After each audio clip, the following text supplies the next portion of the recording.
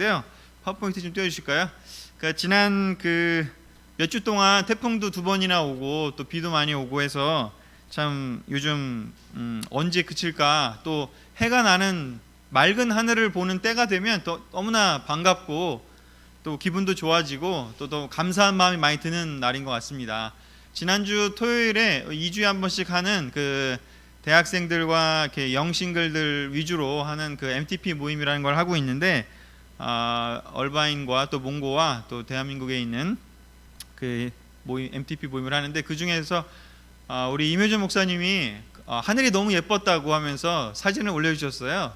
그래서 분당교회에 임효준 목사님이 찍은 사진을 올려줬는데, 그 다음에 갑자기 이게 하늘 콘테스트가 돼가지고 여기저기서 또 멋진 하늘을 찍어서 보내주셨는데, 제가 그 중에서 몇 개만 같이 보면서 시작하도록 하겠습니다. 네, 우리 박광식 형제님께서 올려주셨는데, 서울 하늘이라고 해서 분당과 일산은 뒤에가 너무 좋아갖고 좀 밀렸어요. 그래서 제가 올리진 않고 서울 하늘이 일단 너무 좋았고요. 그 다음에 대구에서 우리 김현지 자매가 올려주셨는데, 대구의 하늘이라고 그 전날 9월 3일날 저녁 하늘을 올려줬는데, 대구의 하늘이 또 멋지더라고요. 뜨거운 곳이라서 그런가 하늘도 더 또 멋있는 것 같고요. 또 저녁이라 그런가 석양이 더 멋있었던 것 같습니다. 그런데 압도적인 건 바로 이 사진이었습니다. 이거 무슨 그림, 저 만든 것 같지 않나요? 그래픽 같지 않나요? 어딜까요? 네, 초원이 보이죠? 몽고의 하늘입니다. 우리 박은정 자매님이 찍어서 올려 보내주셨는데요. 몽고의 하늘. 네, 몽고의 하늘이 클래스가 다르죠? 그래서 갑자기 하늘 콘테스트가 되었는데, 얼바인은 그 당시에 저녁 시간이라 달 사진을 올려줘가지고 하늘 콘테스트에는 떨어졌습니다. 자, 그래서 하여튼 몽고의 하늘과 함께 몽고의 또 아침 사진을, 게르가 있는 아침 사진을 캠핑 갔을 때 아마 찍었던 것 같은데, 수련회 갔을 때 아침에 이렇게 안개가 피면서 몽고의 하늘 사진이 제가 선정한 최우수 사진이 되었습니다. 네, 하여튼 오늘 비가 와가지고 좀 하늘을 볼 수는 없었지만, 아마 이제 비가 좀 그치고 나면은 또 여러분 너무 맑은 하늘이 올 텐데, 그때마다 나가셔가지고 하늘도 보시고 좋은 또 그런 기도도 하시고 시간들을 보냈으면 좋겠습니다.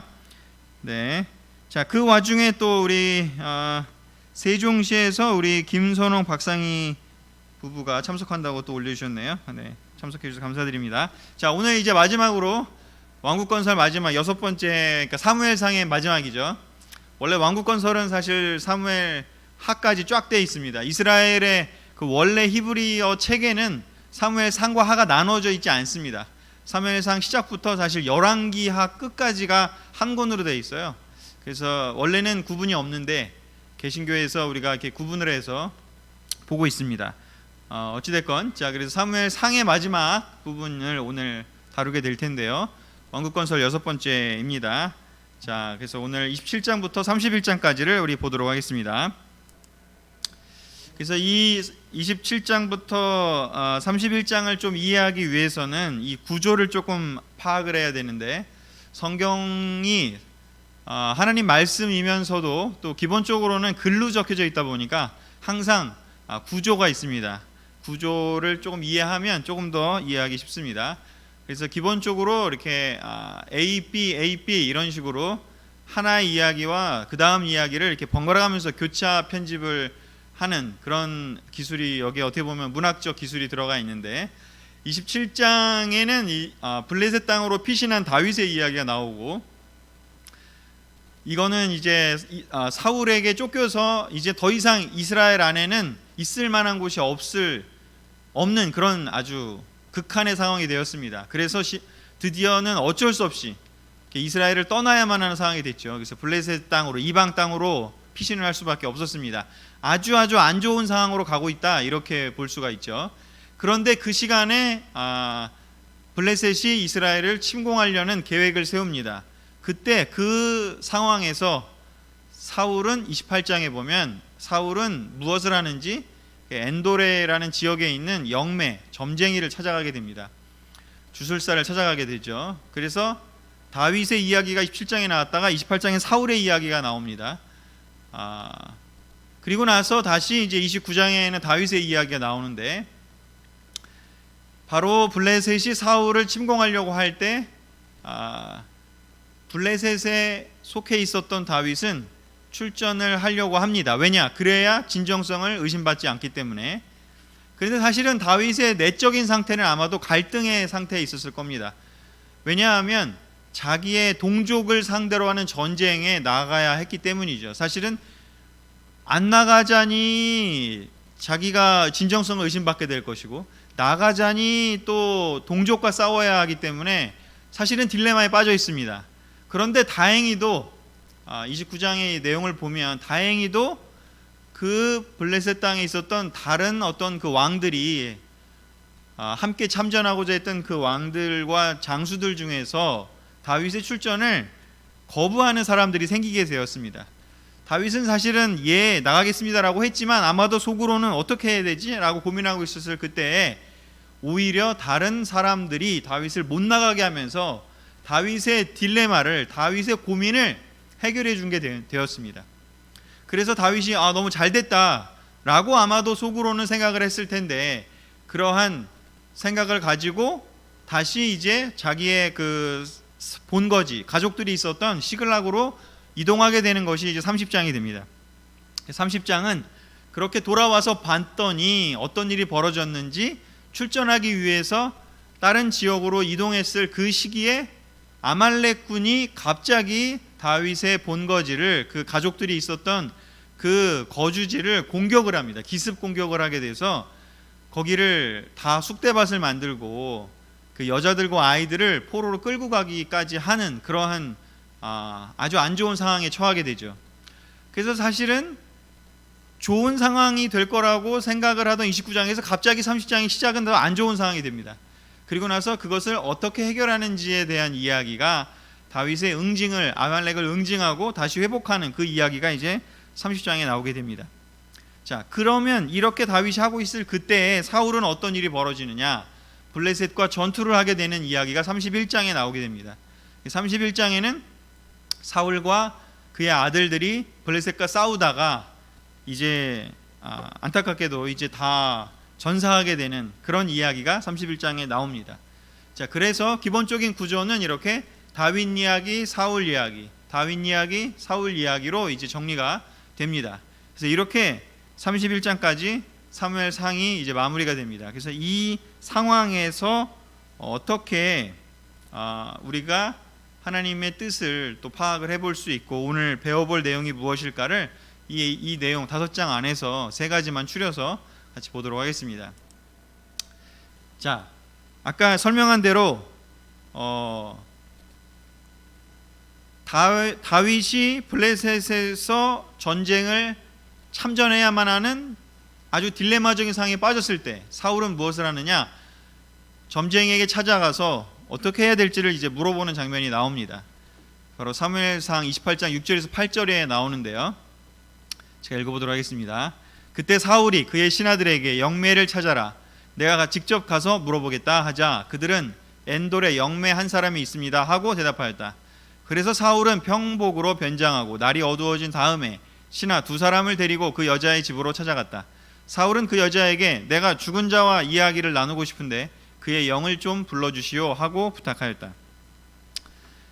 그 전까지는 사실은 자기 마음대로 살던 사람이 블레셋의 강력한 전쟁 침공에 앞서서 너무 두려웠을 겁니다. 그래서 제가 지금 읽어온 이 6절에서 8절 전에 보면 하나님께 묻는 장면이 나옵니다. 그런데 하나님이 응답을 안 하시죠. 평상시에 안 물어보던 사람이 갑자기 하나님께 물어보니 하나님 입장에서도 대답을 안 하신 거죠. 그래서 사울은 하나님을 정말 찾고 의지하는 게 목적이 아니었고 자기가 어떻게 될까가 두려웠고 그것이 궁금했고 지고 싶지는 않은데 두렵고 불안했기 때문에 하나님도 어쩌면 그런 마음에서 찾았던 것 같습니다. 그래서 그 결과로 하나님이 응답을 안 하시자 이제는 영매를 찾아가서 사무엘에게 죽은 그 사무엘을 불러달라고 하는 엉뚱한 짓을 하게 됩니다. 자, 어려움이 닥쳤을 때 사울은 무엇을 하는지 점쟁이에 찾아가서 묻게 됩니다. 왜냐? 하나님 응답하지 않았기 때문이기도 하고, 또 궁극적으로는 사실은 하나님에게 묻는 게 중요한 게 아니라 그냥 자기의 미래가 궁금했고 불안하고 걱정됐기 때문에 뭐든지 해보는 그런 상태가 되었다라는 거죠. 그런데 똑같은 이야기가 이 구조 속에서 30장에 다윗도 아까 어려운 상황에 처하게 된다고 했죠. 이스라엘과 싸움을 참전하지 않게 되는 상황은 좋았지만 아말렉이 쳐들어와서 다 쑥대밭을 만들어놨기 때문에 어려움이 왔습니다. 그때 다윗은 무엇을 하느냐? 30장 8절에 이렇게 되어 있습니다. 그는 여호와께 내가 저 침략자들을 따라가서 잡을까요? 하고 물었다. 그러자 여호와께서는 좋다, 그들을 쫓아가거라. 내가 빼앗긴 모든 것을 도로 찾을 것이다 하고 말씀하셨다. 자, 다윗은 평상시에도 사실 이 27장 이전에도 지난 그 장들을 보면 다윗은 전쟁을 하기 전에 항상 하나님께 물어보는 이야기가 그 구절들이 나옵니다. 그러니까 다윗은 평상시에도 늘 하나님께 제가 이걸 해야 됩니까? 말아야 됩니까? 이걸 하면 어떻게 될까요? 항상 하나님과 상의하면서 뭐든지 했던 사람이에요. 그랬기 때문에 그의 진심을 아셨기 때문에 하나님은 다윗에게 응답하실 수 있으셨고 했습니다. 그래서 이 장면에서 보면 마음이 하나님께 정말 하나님께 물어보고 싶은 마음이 있는 다윗에게 하나님이 대답을 하셨고, 또 평상시에도 늘 그렇게 살았던 다윗에게 하나님이 대답하시는 것을 우리가 보게 됩니다. 잠언에 제가 적어오진 않았지만 그런 구절이 있습니다. 하나님이 너희가 하나님을 찾지 않으니 하나님도 너희를 찾지 않을 거다. 평상시에 하나님 말씀을 듣지 않으니 너희가 어려워서 나를 찾는다고 해도 내가 너희를 찾지 않을 것이다. 그런 구절이 있다라는 것이죠. 평상시에는 물어보지 않다가 급하고 어려울 때만 찾는다는 것은 그의 진심이 거기에 담겨 있지 않다는 것이죠. 자, 그래서 이 장면을 통해서, 이 대조를 통해서, 이 비교를 통해서 우리가 좀 생각해 봐야 되는 포인트가 있는 것이죠. 그래서 그 부분을 이야기하기 전에 바로 이 사울이 이 영매에게 찾아가서 죽은 사무엘을 불러일으키는 게 왜 문제가 되는지를 신명기에 명백하게 나와 있기 때문에 그 구절을 좀 보고 넘어가도록 하겠습니다. 자, 신명기 18장 9절에서 12절입니다. 자, 이 구절은 굉장히 의미가 있는 구절이기 때문에 같이 한번 읽어봤으면 좋겠습니다. 같이 읽겠습니다. 집에서 계시더라도 같이 한번 읽었으면 좋겠습니다. 자, 읽겠습니다. 시작. 여러분이 여러분의 하나님 여호와께서 주시는 땅에 들어가거든 그곳 민족들의 더러운 습관을 본받지 마십시오. 여러분의 자녀를 산 제물로 바쳐 불에 태우거나 점을 치거나 좋은 일과 나쁜 일의 징조를 말하거나 마술을 하거나 무당이 되거나 주문을 외우거나 영매술이나 장신술 행위, 죽은 사람의 혼을 불러오는 짓을 해서는 안 됩니다. 이런 짓을 하는 자를 여호와께서는 미워하십니다. 여러분의 하나님 여호와께서 이방 민족들을 여러분 앞에서 쫓아내시는 것도 그들이 바로 이런 짓을 하기 때문입니다. 자, 이미 신명기에서 하나님께서 가나안에 들어가기 전에 가나안에 들어가면 무엇을 하지 말아야 되느냐? 바로 그곳 민족들의 더러운 습관을 본받지 말라, 이렇게 이야기를 합니다. 그리고 그곳 민족들을 쫓아내는 것, 바로 가나안 땅에서 없애버리는 그 이유도 바로 무엇이냐면 종교적으로 그냥 우상숭배, 하나님을 섬기지 않았기 때문이 아니라 그들의 잘못된 우상숭배 때문에 그들의 삶이 완전히 망가지고 그들의 그 사회를 망쳐버릴 것이기 때문에 쫓아낸다라고 이야기를 했고, 그러한 내용들이 여러 가지가 있는데 자녀를 산 제물로 태워 바쳐버리거나 뭐 점을 치거나 쭉 나오고, 그 다음에 죽은 사람의 혼을 불러오는 짓을 해서는 안 된다라고 이야기를 했습니다. 자, 그것이 바로 하나님께서 하지 말라고 명백하게 이야기하는 여러 가지 내용들입니다.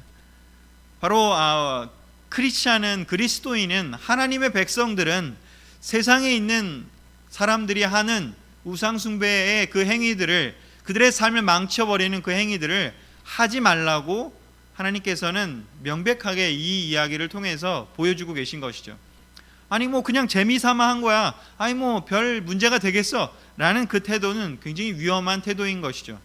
우리는 구별된 삶을 살아야 하고 해서는 안 될 일과 하나님께서 허락하신 일을 구별할 수 있는 그런 사람이 되어야 합니다. 자, 이런 이야기를 이 구절을 통해 봤을 때 이제 죽은 사무엘의 혼을 불러내려고 하는 사울이라는 그 행위를 통해서 우리는 벌써 이 신명기를 알고 있는 사람이라면 바로 사무엘상 28장을 읽을 때, 사울의 이야기를 읽을 때 사울이 이제 하나님께로부터 완전히 쫓아냄을 당하겠구나, 이제 끝이 다가오고 있구나를 사실은 암시할 수 있습니다. 복선을 느낄 수 있게 되는 것이죠.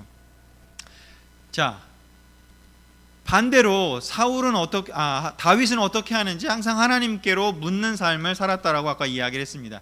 그래서 이 장면을 통해서 우리가 배워야 할 첫 번째 이야기는 평상시에도 늘 그렇지만 평상시에도 그래 왔기 때문에라도 어려움 속에서도 항상 하나님을 신뢰하고 기대하는 그런 삶을 우리가 평상시부터 어려운 때면 어려운 때일수록 우리가 살아가는 그것이 바로 신앙인의 삶임을 알 수 있습니다. 시편 39편 4절과 7절에 아주 제가 좋아하는 시편 중에 한 편인데요, 이렇게 적혀져 있습니다. 우리 다 같이 한번 읽었으면 좋겠습니다. 시작. 여호와여, 내 생의 종말과 수명에 대하여 말씀해 주시고 이 세상의 삶이 얼마나 덧없는 것인지 나에게 알게 하소서. 주께서 내 나를 손바닥 넓이만큼 되게 하셨으니 나의 일생도 주 앞에서는 일순간에 불과하며 인간이 잘난 척하지만 한 번의 입김에 지나지 않습니다. 여호와여, 이제 내가 무엇을 바라겠습니까? 나의 희망은 오직 주께 있습니다. 아멘. 이 시편은 표제에 뭐라고 나오는지 다윗이 아말렉에게 미친 척하면서 도망갈 때 쓴 시다 이렇게 되어 있습니다. 그가 도망치면서 아주 그 어려운 상황을 살면서 그가 고백하는 그의 신앙의 고백입니다. 우리가 어릴 때는 이 세상이 정말 이렇게 중학생 때는 고등학교가 어딜 가야 되는지가 막 관건이고 그 어딜 가냐에 따라 인생이 바뀔 것 같고, 또 고등학교 때는 대학교를 어디 가냐에 따라 인생이 바뀔 것 같고, 또 대학교에는 직장을 어디 가느냐에 따라 인생이 바뀔 것 같고, 어디로 이사 가냐에 따라 인생이 막 바뀔 것 같지만 시간이 흐르면 흐를수록 우리가 알게 되는 것은 무엇인지 바로 이 다윗의 고백처럼 우리가 어떤 존재인지, 우리의 인생이 얼마나 한 번의 입김에 불과한 존재인지를 점점 시간이 흐르면 흐를수록 삶을 살아가면 살아갈수록 우리는 알게 되는 것 같습니다. 우리의 희망이 어디에 있는지, 어떤 학교를 가는지, 어떤 직장을 다니는지, 어떤 아파트에 사는지, 어떤 통장에 계좌가 있는지가 우리의 삶을 우리가 바라는 것이 될 수가 없습니다. 그 모든 것들은 다 끝나버릴 것입니다. 사울의 삶도 이렇게 끝난 것처럼 우리의 희망은 어디에 있는지, 믿음을 갖고 사는 신앙인의 희망은 항상 주 하나님께 있음을 우리가 기억해야 합니다. 어떤 어려움 속에서도 평상시에도 그러게 한 것처럼 우리는 하나님을 신뢰하고 기대하는 이 삶을 기쁜 마음으로 살아갈 필요가 있습니다. 그것이 바로 다윗이 우리에게 보여준 본이었고 또 우리가 추구하고 싶은 삶인 것이죠. 아멘. 자, 우리 두 번째로 그러면 그 뒤의 이야기들을 통해서 우리 공부해 봤으면 좋겠습니다. 이제 사무엘상 30장 1절과 2절, 아까 제가 설명했던 그 내용인데요, 다윗이 어떠한 어려움을 또 겪게 되는지 보겠습니다. 다윗과 그의 부하들이 이틀 후에 자기들이 사는 시글락으로 돌아왔을 때 그들은 아말렉 사람들이 자기들의 성을 습격하여 불사르고 거기에 남아있던 여자들과 아이들을 모조리 끌어간 사실을 알게 되었다. 다윗은 입장이 대단히 난처하게 되었다. 왜냐하면 그의 부하들이 잃어버린 자식들 때문에 몹시 슬퍼하며 그를 돌로 쳐서 죽이려고 했기 때문이었다. 그러나 다윗은 그의 하나님 여호와를 의지하고 용기를 얻었다. 사울의 마지막이 암시되는 28장의 내용을 지나서 사무엘상 30장의 내용을 보면 이제 다윗은 그 전에 겪었던 어떤 그 어려운 시간들은 어떻게 보면 개인적인 어려움이었습니다. 사울이 죽이려고 하고 도망가고 뭔가 혼자서 뭔가를 하는 그런 어떤 어려움이었습니다. 그런데 이제 새로운 과제, 새로운 어려움을 겪습니다. 그것은 무엇인지 사람들을 인도하면서 겪는 어려움이죠. 차원이 다른 어려움입니다. 그런데 그 어려움의 시간들을 이제 다윗이 자기 혼자의 삶을 이겨내면서 겪었던, 또 경험했던 그 믿음과 인내의 경험들로 인해서 그가 깨달았게 됐던 것, 어떤 상황에서건 간에 하나님을 의지하고 용기를 얻으면 된다라는 그 원리를 깨달았기 때문에 600명이나 되는 사람들을 이제 인도하고 있는 상황에서, 사실 인도해 보신 분들은 아시겠지만 나 혼자 잘 지내는 거하고 누군가를 도와주는 거는 정말 천지 차이입니다. 나 혼자 잘 지내는 사람도 누군가를 인도해주는 것에 있어서는 어려움을 겪을 때가 많습니다. 다윗도 마찬가지로 그런 어려움을 이번에 겪게 된 것입니다. 자기가 이제 600명이나 되는 사람들을 인도하면서 그들을 카운셀링하고 그들과 함께 호흡하고 그들과 함께 전투를 치르면서 이런저런 경험을 했습니다. 그런데 그랬던 사람들이 어떻게 하죠? 이제 그 사람들이 다윗을 돌로 쳐서 죽이려고 하는 극한의 어려운 상황에 겪게 됩니다. 그런데 다윗은 그 전에 여러 가지의 그 개인적인 믿음과 인내의 경험 때문에 성장했습니다. 지난주의 이야기가 다윗의 성장 스토리 아니었습니까? 바로 그 성장을 통해서 다윗은 어떻게 하는지, 그 어려움이 왔을 때 다윗은 그의 하나님 여호와를 의지하고 용기를 얻었다라고 기록하고 있습니다. 우리가 개인적인 삶에서 믿음과 인내의 경험을 통해 성장하는 것은 결국 하나님이 우리를 사용해서 더 많은 사람들을 돕고 더 많은 사람을 잘 인도할 수 있게 될 때, 그때에 우리가 지쳐서 쓰러지거나 당황해서 낭망하고 포기하려고 하는 그 상황으로 가지 않도록 우리를 훈련했던 놀라운 경험이 된 것이죠. 그래서 이 경험 때문에 다윗은 포기하지 않고 자기를 돌려쳐 죽이려고 했던 그 자기의 백성들을 다시 다독이고 잘 설득하고 하나님으로부터는 격려를 받은 후에 지혜롭게 그 상황을 헤쳐나가게 됩니다. 너무나 놀라운 또한 성장이라고 볼 수 있습니다. 바로 이러한 경험을 통해서 이걸 잘 해결하는 모습을 통해서 이제 사울은 이제 망할 때가 되었고 다윗은 이제 사람들을 인도할 만한 사람이 되었구나라는 것이 벌써 여기에 대조적으로 나오게 되는 것이고, 그 결과로 이제 31장과 또 사무엘하 1장 2장을 통해서 이제 헤브론 유다 지역의 왕이 되는 그러한 일로, 그러한 과정으로 변해가고 성장하게 됩니다.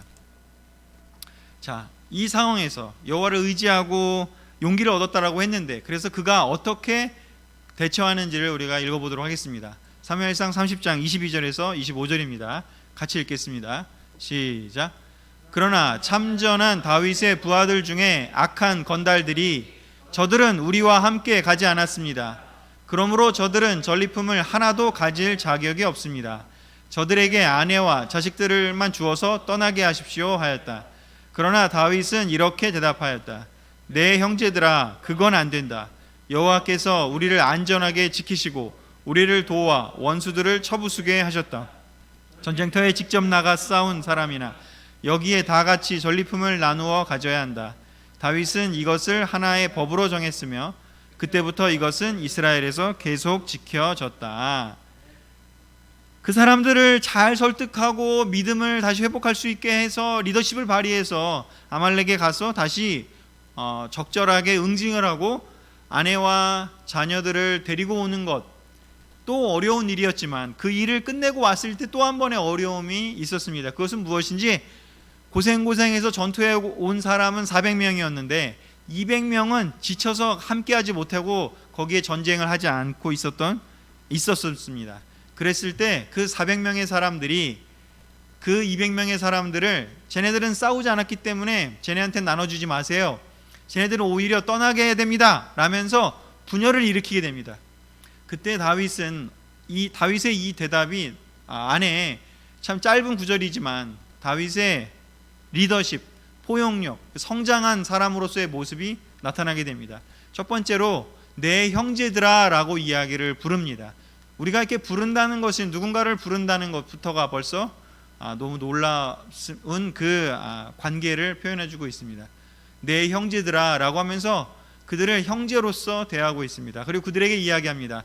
여호와께서, 주어가 여호와입니다. 여호와께서 우리를 안전하게 지키시고 우리를 도와 원수들을 쳐부수게 하셨다라고 이야기를 합니다. 400명의 사람들 가운데에 악한 건달이라고 표현된 이 사람들은 내가 가갖고 잘 싸워가지고 내가 이긴 거야, 그러니까 싸우지 않은 사람은 다 소용없어, 이렇게 생각했습니다. 내가 잘났다고, 내 힘으로 된 거다, 내 능력으로 한 거다라고 이야기를 했습니다. 그런데 다윗은 이야기합니다.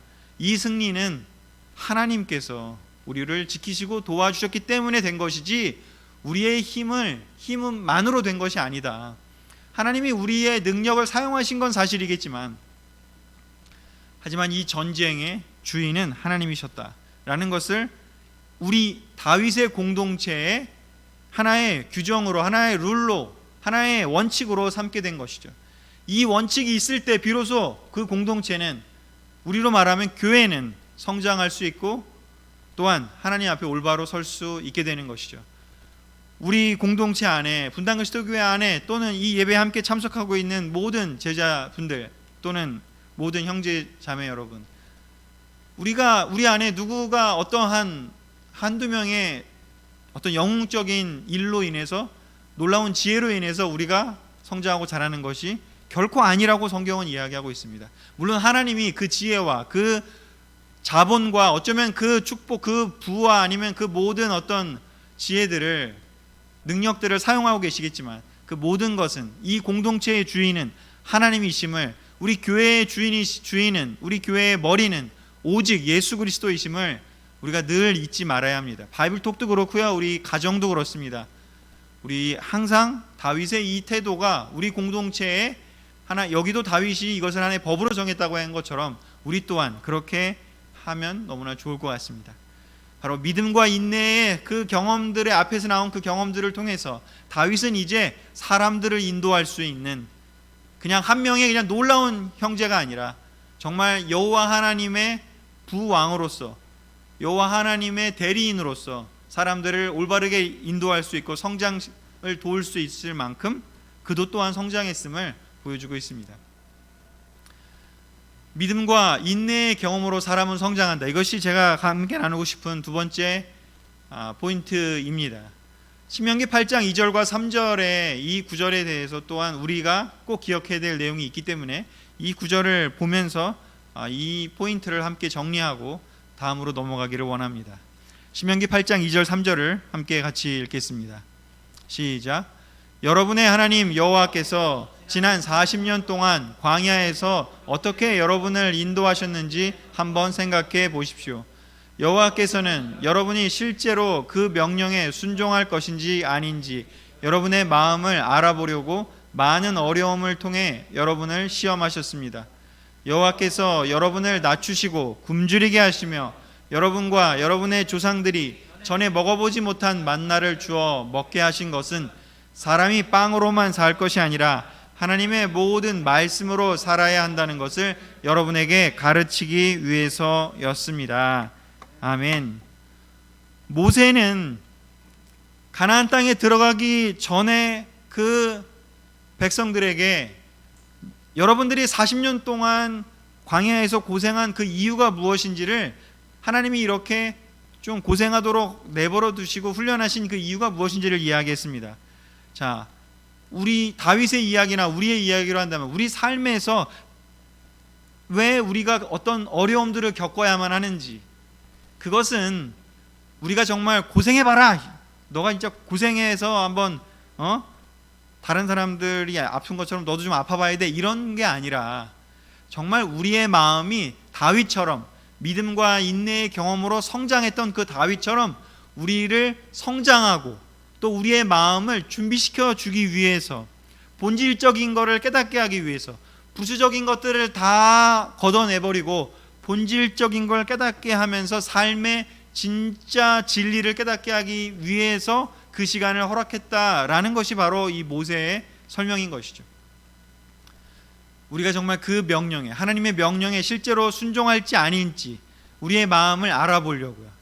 우리도 우리 마음을 모르는데 우리가 어려움을 당하면 어려움을 통해서 우리의 마음이 드러나게 되고, 드러나야 또 우리가 훈련받지 않겠습니까?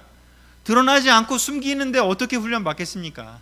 그래서 여기에 나온 이 시험하셨다 이 뜻은 좋은 뜻입니다. 좋은 뜻. 많은 어려움을 통해서 우리의 마음을 드러내고 그것을 훈련하시고 바뀔 수 있게 해주신다고요.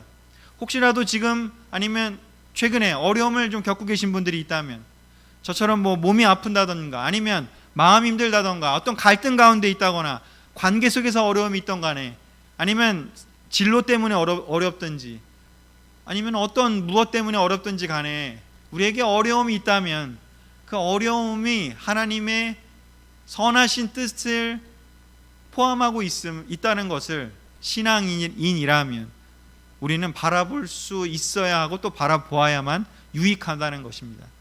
사람이 빵으로만 살 것이 아니라 하나님 모든 말씀으로 살아야 한다. 바로 이 말씀이 예수님께서 사탄에게 이야기하면서 첫 번째 관문을 통과했던 바로 그 말씀이셨습니다.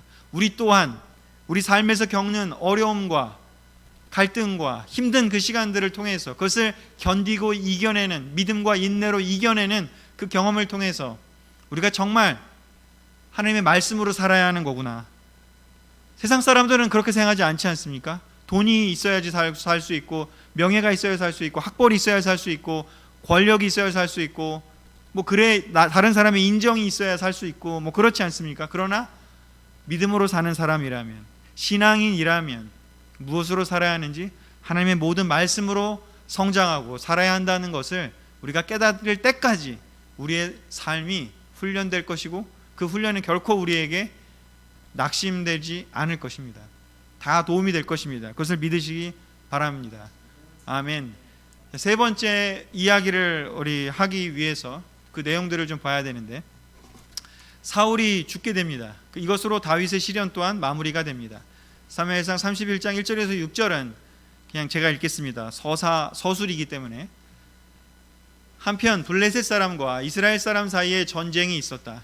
이 전투에서 이스라엘군은 블레셋 사람 앞에서 도망하다가 길보아 산에서 수없이 죽어 쓰러졌다.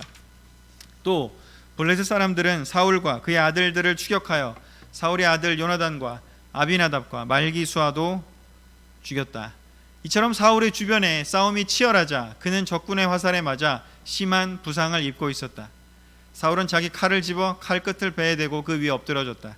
이렇게 해서 사울과 그의 세 아들과 경호병과 그의 모든 부하들이 다 같이 한날에 죽었다.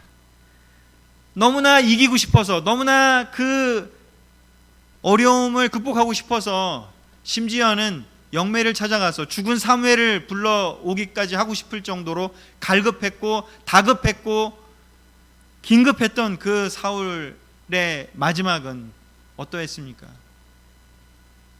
너무나 살고 싶었지만 살 수가 없었습니다. 하나님이 도와주시지 않는다면 그의 삶은 비참하게 끝날 수밖에 없는 것이죠. 마지막 세 번째 포인트는 하나님께서 지켜주시는 사람으로 살자라는 이야기를 드리고 싶습니다. 사무엘상 마지막 장면은 사울이 죽고 다윗이 살아남는 이야기가 됩니다. 바로 다윗은 하나님이 지켜주시는 사람이었습니다. 사울은 하나님께서 포기한 사람이 되었습니다. 왜? 사울이 하나님을 포기했기 때문에. 하나님께서 지켜주시는 사람으로 살다는 이 포인트가 너무나 잘 나와 있는 시편이 있어서 이 구절을 같이 또 나누고 싶습니다. 시편 34편 15절에서 21절입니다. 같이 읽겠습니다. 이거는 정말 이 시편은 외우셔도 좋을 만한 그런 시편이 아닌가 싶습니다. 함께 읽겠습니다. 시작. 여호와는 의로운 사람에게 눈을 돌리시고 그들의 부르짖음에 귀를 기울이신다. 여호와는 악을 행하는 자들을 대적하여 땅에서 그들을 기억하는 자가 없게 하신다. 의로운 자들이 부르짖으면 여호와는 들으시고 그들을 모든 환난에서 건지신다. 여호와는 마음이 상한 자에게 가까이 하시고 죄로 마음 아파하는 사람들을 구원하신다. 의로운 사람은 고난이 많으나 여호와께서 그 모든 고난에서 그를 건지신다. 여호와께서 그를 철저하게 보호하심으로 그의 뼈가 하나도 꺾이지 않으리라. 악이 악인을 죽이기 마련이다. 의로운 사람을 미워하는 자는 중한 벌을 받으리라. 아멘. 시편 34편에 여호와는 의로운 사람을 지키신다.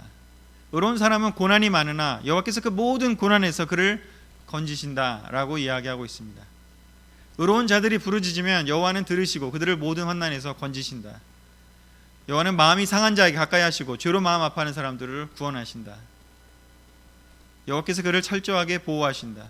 그 보호하심은 이 세상에서뿐만 아니라 이 세상에서 이루어질 수 없다 하더라도 그 다음 세상, 영원한 나라, 영원한 하나님 나라에까지 확대됩니다.